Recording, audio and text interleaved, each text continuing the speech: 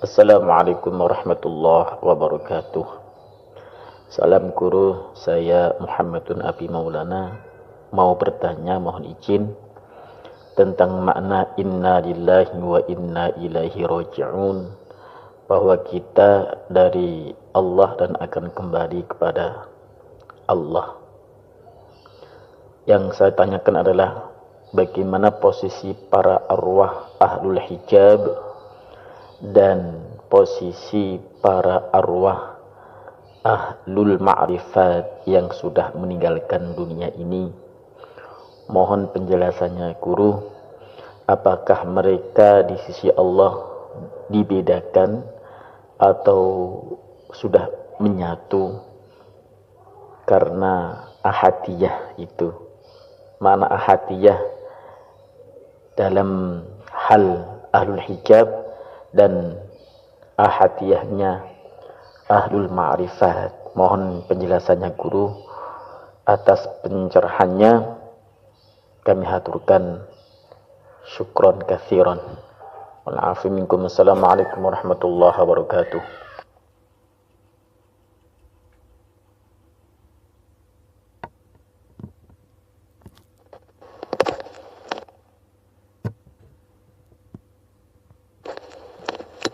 Alhamdulillahi Rabbil Alamin.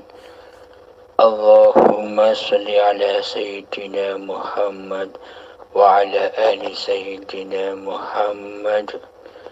Rabbi israh li sadri wa yassir li amri wahlul 'uqdatam min lisani yafqahu qawli. Amin. Bismillahirrahmanirrahim. Inna lillahi wa inna ilaihi raji'un. Inna lillahi, dari kulah yang maha suci, wa inna ilaihi raji'un, dan berpulang kepada kulah yang maha suci. Jadi dari suci menjadi suci lagi. Jadi Allah itu yang maha suci kembali menjadi suci lagi. Ini bagi Allah, bukan bagi manusianya. Kalau inna lillahi wa inna ilaihi roji'unnya manusia, bersucinya manusia adalah inna lillahi, sesungguhnya dari yang tiada, sesungguhnya dari yang gaib. Wa inna ilaihi raji'un, dan kembali kepada ketiadaan dan kembali kepada kegaiban. Inilah yang dimaksud inna lillahi wa inna ilaihi raji'un, ya manusia. Bismillahirrahmanirrahim. Bagaimanakah manusia mencapai kefitrahannya? Bagaimanakah manusia mencapai kesuciannya?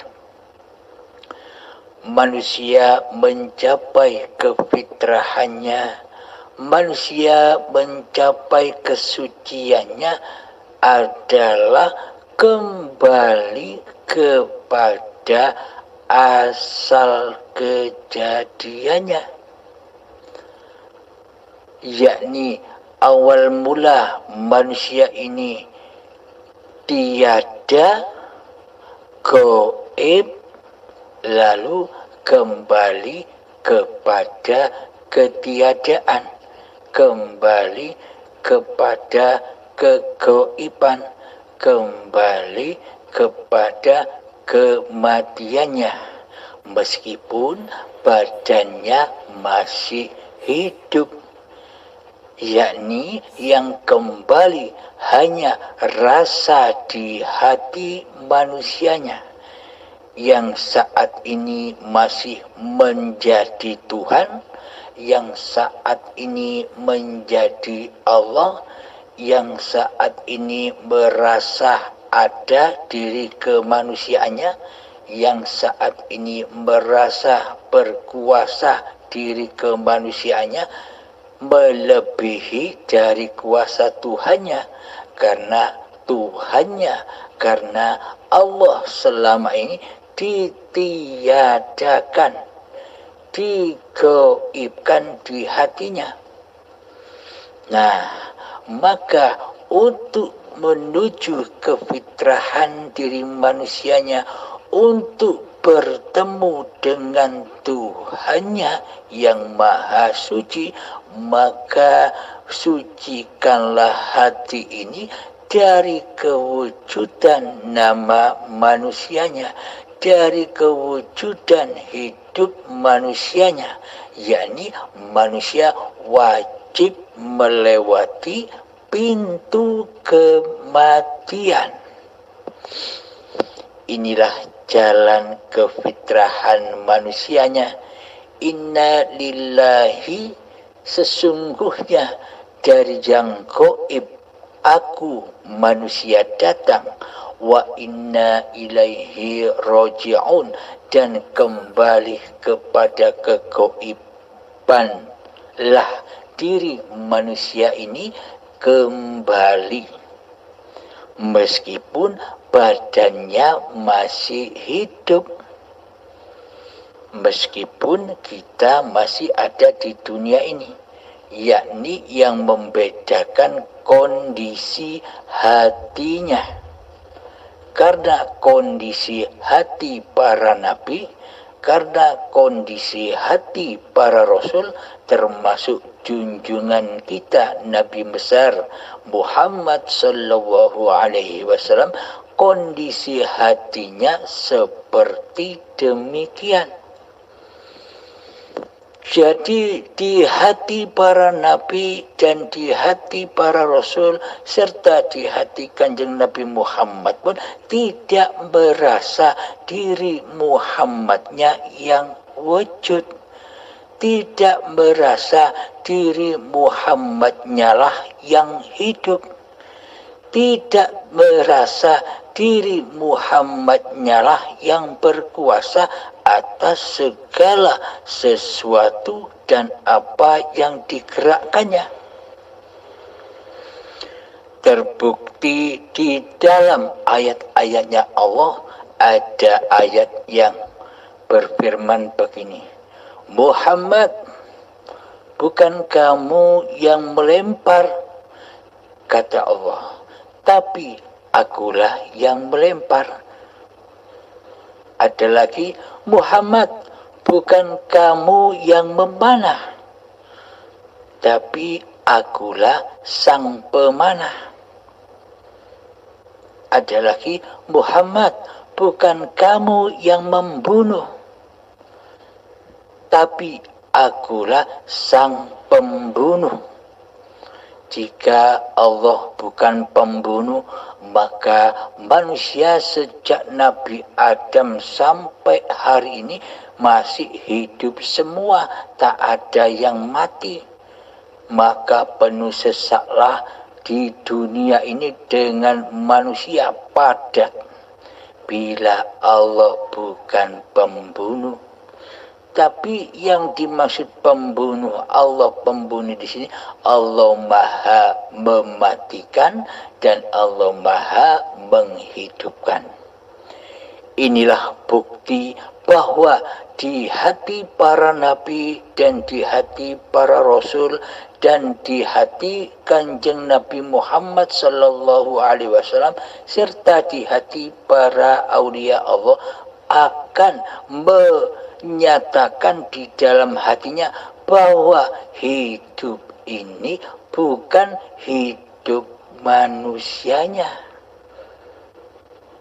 akan tetapi hidup inilah Allah yang berkuasa menguasai badan-badan ciptaannya yang sejak dari tanah dahulu dihidupkan, disuapi, dijaga, dipelihara, dikasih sayangi, dicukupi segala kebutuhannya hingga sampai menjadi bayi.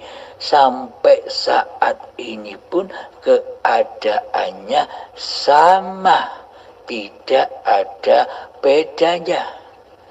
Jadi badan-badan ini hanyalah baju-bajunya Allah, dipergunakan oleh Allah. Jadi baju-baju ini tidak akan sedikit pun bisa bergerak bila tidak dipakai, bila tidak digunakan oleh pemilik baju tersebut. Ketika baju dipakai oleh sang pemiliknya, baju ikut selalu berimam kepada pemiliknya. Pemiliknya berdiri, baju pakaiannya berdiri. Pemiliknya berjalan, baju pakaiannya berjalan. Pemiliknya duduk, bajunya ikut duduk. Pemiliknya berlari, bajunya ikut lari. Pemiliknya makan, bajunya ikut makan. Keadaan gerakan bajunya sama seperti gerakan pemiliknya.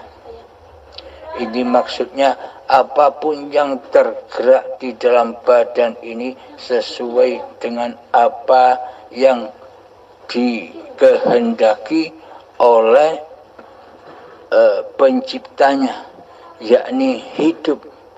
Tanpa hidup, maka badan-badan ini takkan bisa bergerak, takkan bisa melangkah, takkan bisa beraktivitas apa-apa.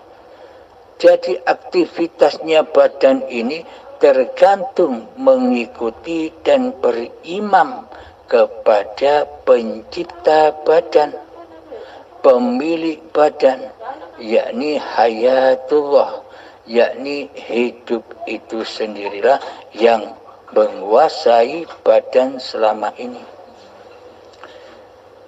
Peristiwa inilah yang dinamakan inna lillahi wa inna ilaihi raji'un. Inna lillahi wa inna ilaihi raji'un, bagi Allahnya darikulah yang suci, maka akan berpulang kepada kula yang maha suci. Dari suci kembali suci. Inna lillahi wa inna ilaihi raji'unnya bagi manusia adalah darikulah yang gaib. Awalnya gaib, awalnya tiada, awalnya mati, kembali menjadi gaib, kembali menjadi adam, ketiadaan, kembali menjadi mati. Ini maksudnya yang hidup sebelumnya manusianya yang merasa hidup, manusianya yang merasa berkuasa. Kini setelah mengenal Allah dengan ilmu hakikat dan ma'rifatnya, maka manusia kembali kepada alam kesejatian diri manusianya yang tak ada, yang tak wujud, dan yang gaib. Jadi yang nyata di hati manusia itu hanyalah hidup ini Allah. Inilah yang dimaksud roji'unnya hati kepada Allah. Meskipun badan-badan ini masih hidup, tapi kondisi hati manusianya sudah mati, sudah tiada, sudah gaib, yang ada hanya Allah. Jadi manusia yang beriman, manusia yang sudah berislam di sisi Allah, maka meskipun badannya masih hidup, tapi hatinya sudah kembali kepada Tuhannya. Beda dengan orang-orang yang ateis, beda orang-orang yang belum bertuhan di hatinya, yang mana di dalam hatinya masih merasa wujud diri manusianya sebagai Tuhan yang mentuhani hidup dan badan serta seluruh aktivitas-aktivitas badannya selama hidup di dunia ini. Monggo silakan cek masing-masing hati kita, yang jadi penguasa, yang jadi Tuhan, yang merasa hidup, nama nyawa, nama hati, nama jiwa di dalam hati kita selama ini siapa? Nama Abdul Halim atau nama diri manusia kitakah yang wujud, ataukah sudah nama Allah yang wujud di hati ini? Inilah barometer atau tanda ciri-ciri manusia itu sendiri. Masih ateiskah hati ini, ataukah sudah bertuhankan Allah?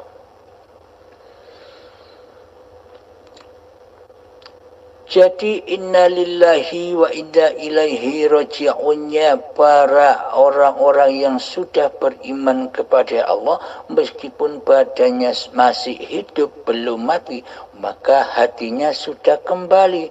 Kondisinya hatinya sudah raji'un, selalu menyaksikan Tuhannya, yakni menyatakan dengan rasanya bahwa hidup ini Allah. Sebelum menyatakan kehidupan bahwa hidup ini Allah, memang banyak perjuangannya, memang banyak peperangannya di dalam menggapai kematian dan kerojiunan itu, yakni mengheningkan cipta-cipta diri manusianya, mengheningkan kewujudan hidup diri manusianya di hatinya, memalamkan kuasa-kuasa diri manusianya di hatinya, berperang melawan hawa nafsunya sendiri. Ini sangat amatlah berat, sulit, karena dawuhnya Kanjeng Nabi, peperangan yang sulit di dunia ini, yang terbesar dan teragung di dunia ini, bukan perang-perang secara fisik, bukan perang-perang secara badan, akan tetapi peperangan yang teragung di dunia ini adalah memerangi diri manusia kita sendiri, memerangi hawa nafsu kita sendiri, menggulingkan, menumbangkan kekuasaan hidup diri manusia kita di hati kita sendiri. Itulah peperangan yang teragung di sisi Allah. Untuk mewujudkan itu memang sangat amatlah sulit sekali. Karena kita awalnya tidak percaya apakah hidup ini Allah. Loh, ini kan hidupku. Nah, kan serba perang, serba bingung. Nah, inilah yang dimaksud syakaratul maut, hambanya ketika perjalanan rojiun kepada Tuhannya. Memang kesulitan sekali di situ untuk berperang, menumbangkan diri manusia kita sendiri, nama manusia kita sendiri, wujud manusia kita sendiri di hati ini. Memang sangat amatlah sulit sekali. Inilah kiamat-kiamat kubro yang dimaksud itu. Mengkiamatkan kewujudan diri manusia kita, mengkiamatkan wujud hidup manusia kita, mengkiamatkan kekuasaan diri manusia kita di hati kita. Untuk menuju kiamat ini memang berat perjalanannya.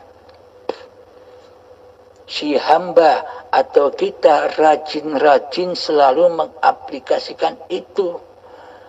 Coba bayangkan ketika kita belajar ilmu hakikat dan makrifat di luaran sana, yang mana ajaran dan pelajarannya sangat amat sulit dipahami, sangat amatlah sulit dimengerti, karena masih babakan yang dibahas masih kitab-kitab yang tertulis. Al-Quran dan Al-Hadis kan tertulis.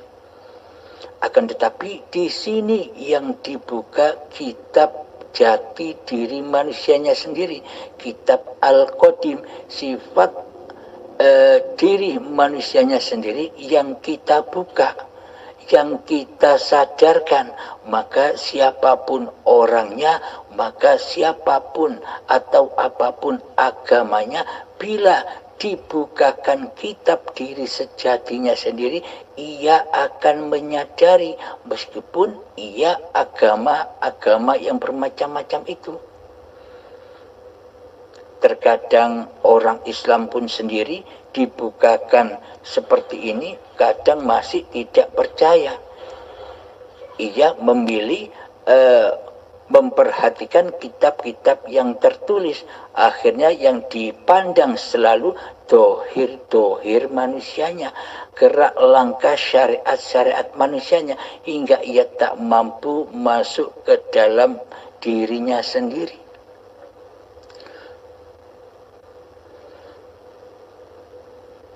Alhamdulillahirabbil alamin.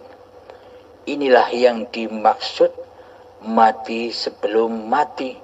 Inna lillahi wa inna ilaihi raji'un. Kembalinya hamba kepada Tuhannya. Nah, bagi manusia yang berhakikat dan bermakrifat, maka kembalinya melewati syakaratul mautnya ya seperti ini. Dengan rela dan ridho kembali kepada Allah, dengan melanggengkan, mengistiqomahkan latihan dan latihan mengheningkan cipta-cipta diri manusianya di hatinya.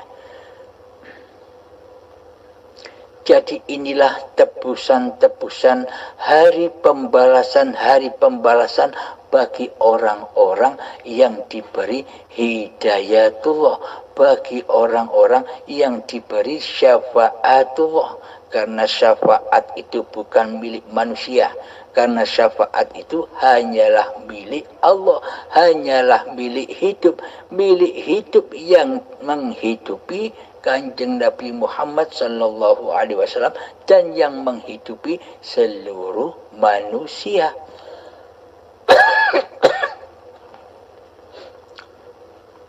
Jadi penebusan jadi pembalasan hari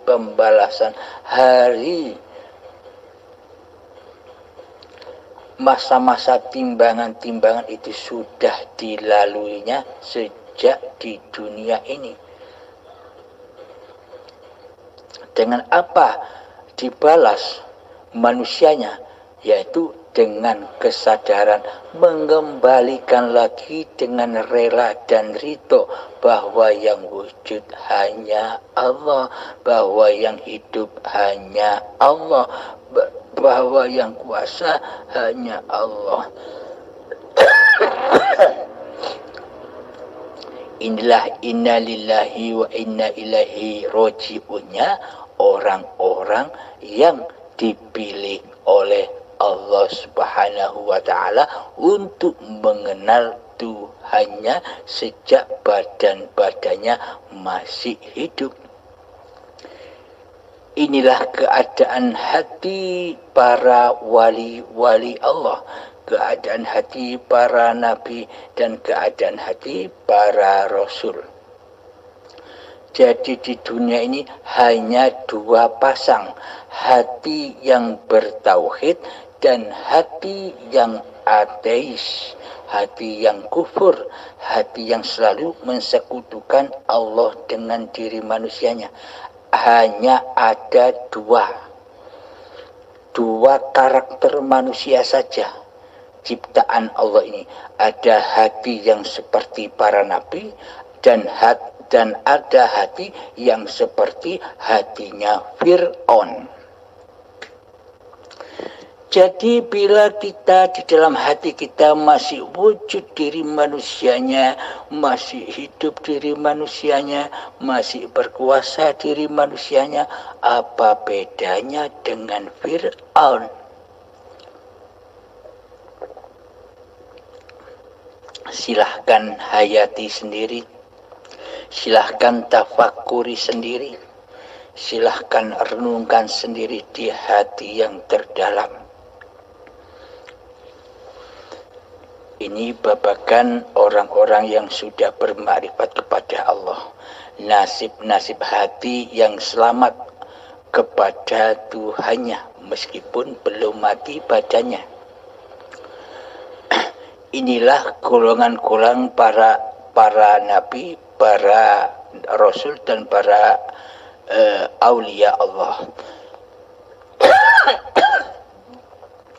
Kondisi hatinya sama. Sekarang kita kaji bagaimana kondisi-kondisi hati yang setara dengan Fir'aun. Hati-hati yang selalu mensekutukan Allah dengan dirinya. Hati yang selalu mensekutukan hidupnya Allah dengan hidup diri manusianya.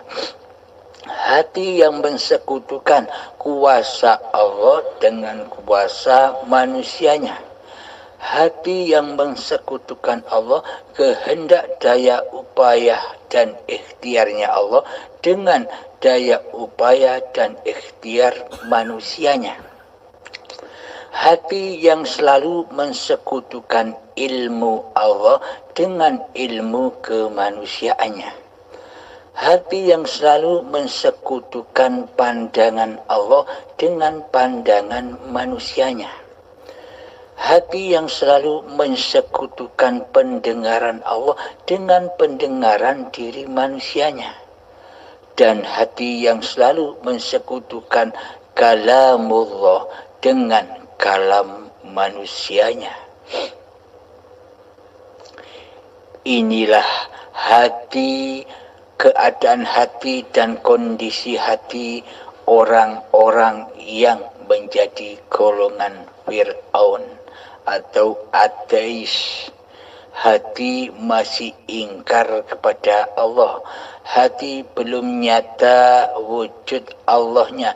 Yang nyata adalah wujud diri manusianya di hatinya yang selama ini mentuhani kehidupannya sendiri. Karena Allah gaib di hatinya, karena Allah tidak wujud di hatinya, karena Allah tidak berkuasa di hatinya, apakah mungkin manusia yang seperti ini merasa dikuasai Allah, merasa dihidupi Allah di hatinya? Kan tidak mungkin. Mana mungkin Allah membutuhkan, mana mungkin manusia yang merasa jadi Allah membutuhkan kekuasaan selain dirinya sendiri.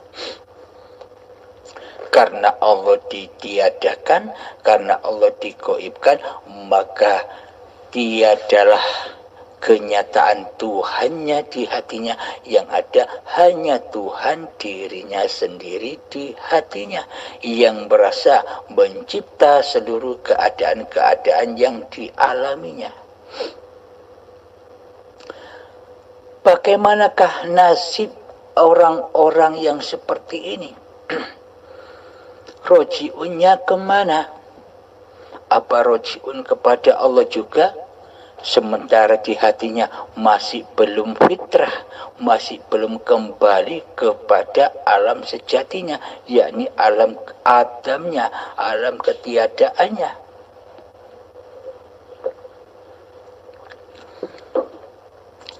Sebenarnya orang-orang seperti ini juga semua kembali kepada Allah. Tapi beda prosesnya. Bila manusia yang sudah kembali dahulu, meskipun badan-badan ini masih hidup, kembali berhakikat dan makrifat melalui sakaratul mautnya, melalui kiamat-kiamatnya dengan rela hati dan ridho hati kepada Tuhannya, maka Allah pun akan meridhoinya dengan cara melatih dengan istiqomah, mengkiamatkan kewujudan diri manusia dan mengkiamatkan kehidupan diri manusianya di hatinya, sehingga nyatalah Tuhannya.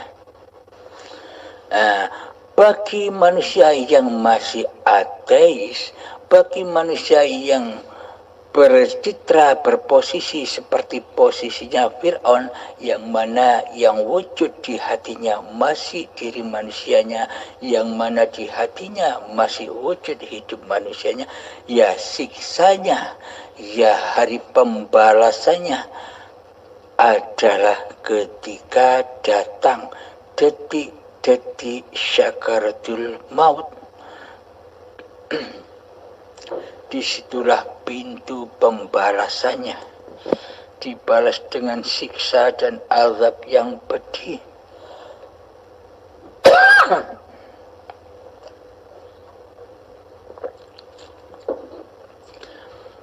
Karena manusia masih mengaku-ngaku dirinya sebagai Tuhan, tapi tidak terasa karena manusia masih mengaku-ngaku dirinya lah yang hidup, maka di situ dibalas oleh Allah di dalam hari perhitungan. Selama ini engkau yang jadi Tuhan, kini saya perhitungkan, kata Allah, saya balas dengan siksaan yang pedih. Diambillah kewujudan diri manusianya dengan perlahan-lahan, seperti kambing disayat kulitnya secara hidup-hidup, dilepas, dipisahkan dari dagingnya, dan rasanya 1000 kali sakitnya. Pelepasan demi pelepasan di hari pembalasan itu, di hari perhitungan itu, yakni syakaratul maut. Itulah bedanya orang-orang yang sudah mengenal Allah dan orang-orang yang belum mengenal Allah. Apapun agamanya, apapun siapapun orangnya, tidak peduli. Allah hanya memandang hatinya, bukan memandang agama dohirnya. Yang dipandang adalah agama hatinya. Awaluddin ma'rifatullah. Maka di hari pembalasan, di hari perhitungan itu, dicopotlah satu-satu apa-apa yang dirasa, apa-apa yang dimilikinya, dan apa-apa yang dikuasai, serta dan apa-apa yang diakui sebagai miliknya selama ini. Hidup diakui sebagai hidupnya manusia, dikelongkop pelan-pelan, ditarik pelan-pelan dari genggaman kita. Kita selama ini masih mencintai hidup, dilepas pelan-pelan oleh Allah. Hidup ini dikembalikan, disucikan lagi, kembali kepada Allah dengan sakitnya, karena dikembalikan dengan paksa. Sejatinya manusia yang tidak beriman itu takut akan kematian, takut akan sifatnya sendiri, aneh pada sifatnya sendiri, yang Adam, yang mati, kok takut, padahal itu sifatnya sendiri.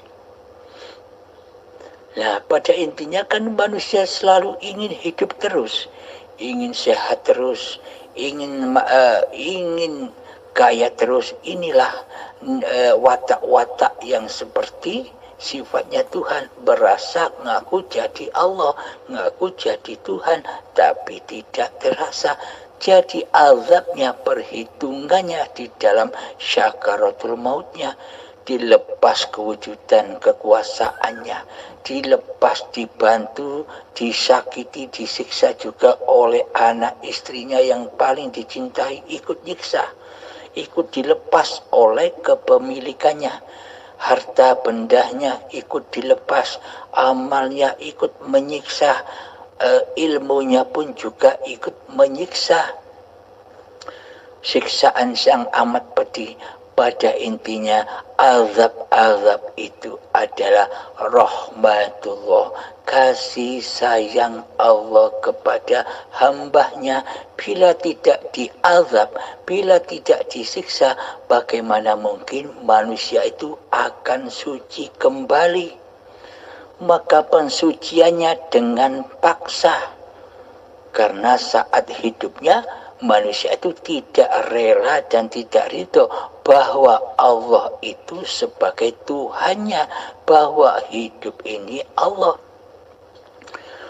Maka setelah azab-azab itu dilewatinya, maka bersihlah lagi pengakuan diri manusianya, maka berhentilah nafas up. Nah, ketika badan sudah tidak bernafas, maka suci bersih kembali. Inna lillahi, dari kula yang suci, wa inna ilaihi raji'un, dan kembali kepada kula yang suci. Jadi manusia yang sudah mati, sudah tak ada hidup di badannya, apakah manusia itu bisa ngaku-ngaku aku ini Halim atau aku ini nama Anda? Apakah masih bisa ngaku bila badan-badan Anda sudah mati? Apakah Anda bisa masih merasa memiliki, mengakui badan ini badan Anda bila Anda sudah mati? Kan sudah bersih, tidak ada pengakuan lagi seperti bayi. Nah, inilah perjalanan-perjalanan bedanya manusia yang bertuhan dan yang tidak bertuhan. Semoga kita semua dipahamkan oleh Allah Subhanahu wa ta'ala. Akhirul kalam, assalamualaikum warahmatullahi wabarakatuh.